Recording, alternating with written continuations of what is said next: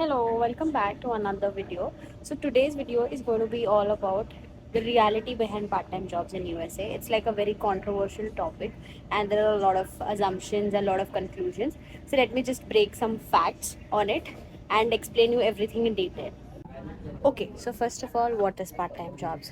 Jobs that you can work on campus and you are eligible to work for only 20 hours.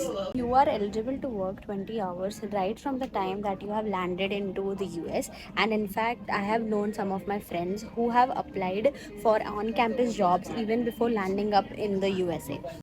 Now let me tell you about types of part-time jobs. So there are different types of part-time jobs like TA, GA, so that is teaching assistant, graduate assistant. You can either work at a dining hall, you can either work at a cafeteria, you can work like as a librarian, and you can work under any professor. There are like tons of part-time jobs and like positions. And when you work on campus, you get paid for it per hour basis, like hourly basis, and the pay can vary from like job to job and person to person. So basically it starts from like $15 per hour for my university, that is Space University in New York.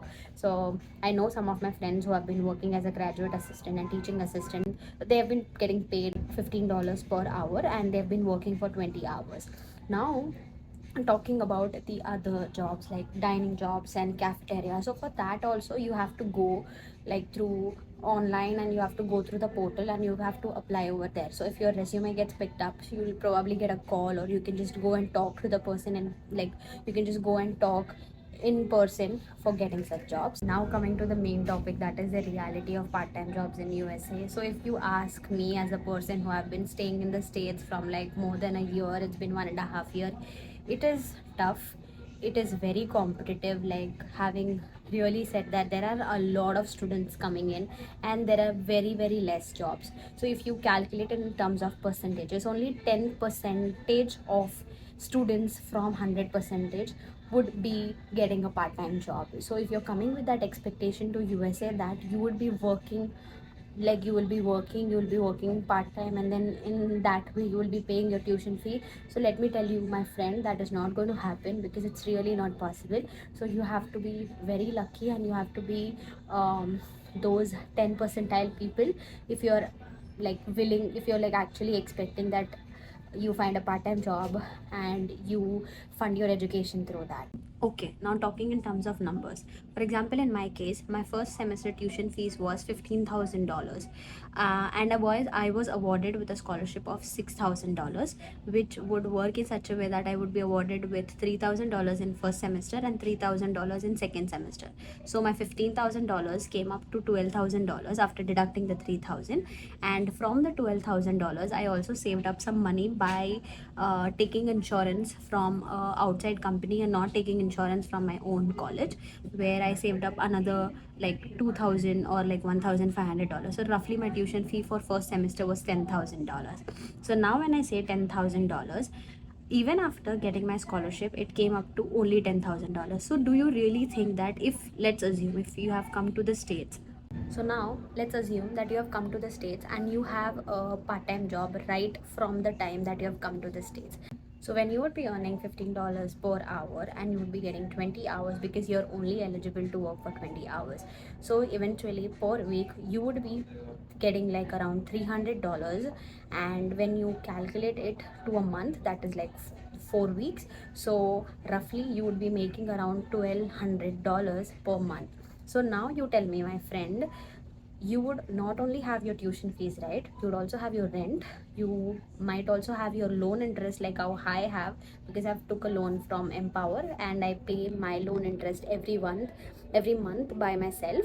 So I pay that, and I have other expenses as well. So there will be a lot of expenses. So do you really think that from the $1,200 that you would be getting, if you accumulate all of that money, you will be able to pay off your tuition fees, which is $10,000 in my case? And that was only when I got the scholarship.